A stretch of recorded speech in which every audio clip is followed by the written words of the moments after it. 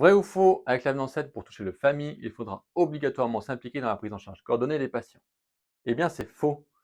Dans le FAMI, il existe en effet un indicateur complémentaire qui permet de toucher 100 euros supplémentaires si vous vous impliquez dans la prise en charge coordonnée des patients.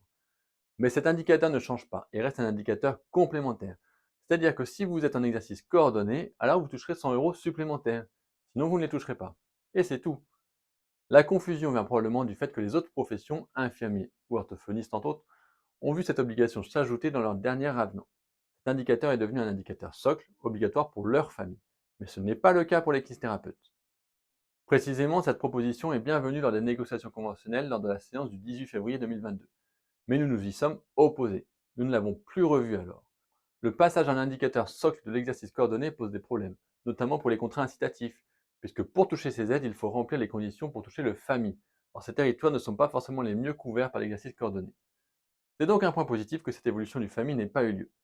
A très bientôt, et en attendant, avec la FFM Care, c'est clair.